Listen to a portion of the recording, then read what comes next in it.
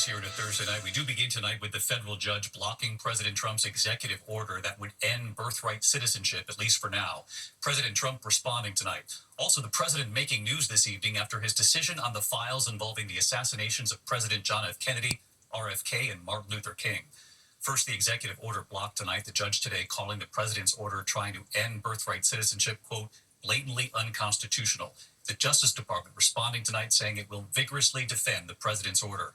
Tonight, the president's defense secretary, his nominee, Pete Hegseth, one step closer to confirmation now, even as two Republican senators, Lisa Murkowski and Susan Collins, now say they will vote no. And President Trump taking that action today to declassify the files related to three assassinations: President John F. Kennedy, his brother, Senator Robert Kennedy, and Dr. Martin Luther King Jr. So what this now means, ABC's chief White House correspondent Mary Bruce leading us off. This next order relates to the definition of birthright citizenship. Tonight, a federal judge temporarily blocking President Donald Trump's executive order ending birthright citizenship, calling it blatantly unconstitutional. Trump signing the order just hours after he was sworn in. Birthright. That's a big one. Birthright citizenship is protected by the 14th Amendment. Now 22 states and 2 cities filing suit to block Trump's order from going into effect. Today, Seattle Judge John Kuhnauer saying it boggles my mind that any lawyer would consider the order constitutional. Obviously, we'll appeal it. They put it before a certain judge in Seattle, I guess, right? And there's no surprises with that judge. That judge appointed by President Ronald Reagan. While over at the Capitol, stinging words from 2 Republican senators for Trump's controversial Pentagon pick, former Fox News host and veteran Pete Hegseth. Lisa Murkowski of Alaska and Susan Collins of Maine announcing they will vote against his confirmation, citing concerns about his management experience and the message he sends to women. Murkowski writing, I believe that character is the defining trait required of the Secretary of Defense and must be prioritized without compromise, pointing to the allegations against Hegseth of excessive drinking and sexual misconduct. Tonight, sources tell ABC News Hegseth told another senator, Democrat Elizabeth Warren, that he paid the woman who accused him of sexual assault in 2017 a $50,000 settlement. He has denied the assault allegations, claiming it was consensual. Tonight, Senator Murkowski saying while the allegations of sexual assault and excessive drinking do nothing to quiet my concerns, the past behaviors Mr. Hegseth has admitted to, including infidelity on multiple occasions, demonstrate a lack of judgment that is unbecoming of someone who would lead our armed forces. Senator Collins citing another matter, Hegseth's statement last year that women should not serve in combat roles. I'm straight up just saying we should not have women in combat roles. But at his confirmation hearing, he said this. Yes, women will have access to ground combat roles, given the standards remain high. Collins tonight saying, I am not convinced that his position on women serving in combat roles has changed. Despite the pushback, Hegseth is still expected to be confirmed when the Senate votes tomorrow. Are you worried about his confirmation in your reaction? No, and no surprises there. It's too bad. It's just the way it is. Too bad. The president tonight also signing an executive order to declassify the files related to 3 assassinations that gripped the nation. The murder of President John F. Kennedy in Dallas, the fatal shooting of his brother, Senator Robert Kennedy, in Los Angeles just a few years later, and the killing of Dr. Martin Luther King at the Lorraine Hotel in Memphis. Trump declaring their families and the American people deserve transparency and truth. Robert Kennedy Jr., Trump's nominee for Secretary of Health and Human Services, has long called for the release of the government files into his father and his uncle's assassinations. And everything will be revealed. Okay? Give that to RFK Jr. Sir. The Director of National Intelligence will now have a few weeks to prepare a plan for the release of the records.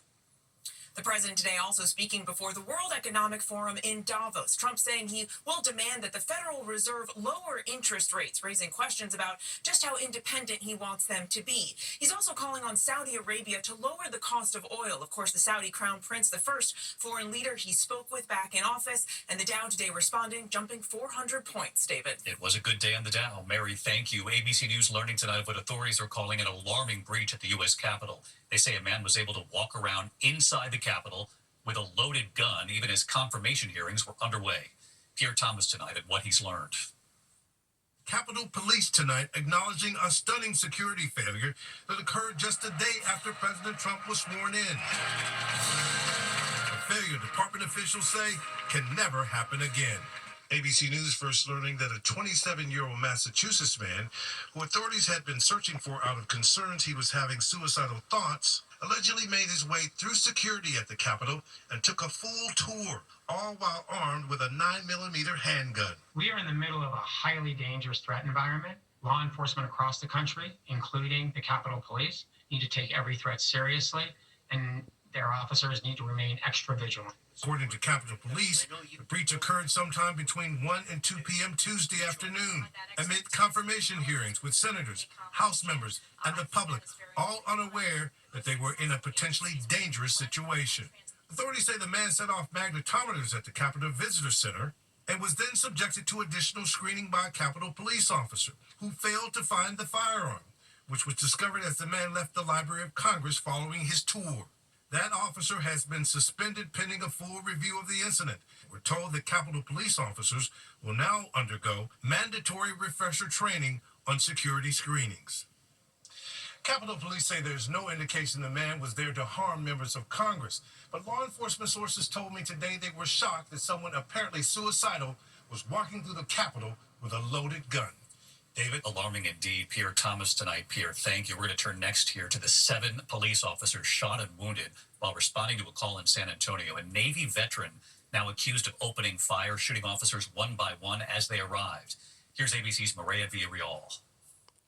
Tonight, a Navy veteran who opened fire on multiple police officers is dead after a terrifying shootout at a San Antonio apartment complex. One after the other, 7 arriving officers struck by bullets late Wednesday while responding to an attempted suicide call by a concerned family member. First officer arrived to that call. He wound up being shot. Another officer who arriving after him, or about the same time as him, was also shot. Third officer arriving on the scene, shot as well. Authorities say 46-year-old Brandon Poulos opened fire on police through an apartment window where he barricaded himself during an hours-long standoff. Residents ducking for cover. I actually got on the floor and then I went in my bathtub. I went and sat in my bathtub. I'm like, yeah, this is probably the safest spot right now.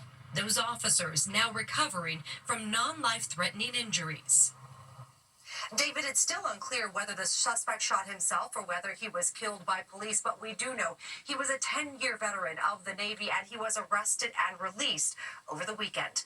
David? Just days ago, Maria Villarreal tonight. Maria, thank you. Now to the new fires burning in California tonight. Red flag warnings up, wind gusts up to 80 miles an hour, fueling multiple fires, in fact.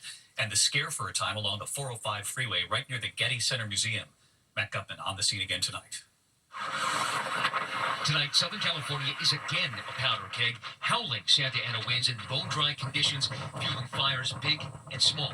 You can see they're making retardant drops already. West of LA and Ventura County, dirt, flying smoke, blasting firefighters working furiously, stopping forward progress of the Laguna fire, not before a Cal State campus was forced to evacuate. And overnight, the Sepulveda fire breaking out along the 405 freeway near the Getty Center Museum, burning 40 acres before firefighters got a handle on it. We managed to knock this down very, very quickly. It is not windy right now. Meanwhile, just north of Los Angeles, firefighters still battling the now 15-square-mile Hughes fire. An all-out aerial assault through the night, precision drops saving the town of Castaic. You can see the air asset right now, that helicopter dropping. Fire so close to the ground right behind you. I mean, it was barely 30 feet off the deck just now. We have some of the best pilots in the world out here in LA County, LA City. Thankfully, no homes were lost, but for families forced to flee, nerves are frayed tonight.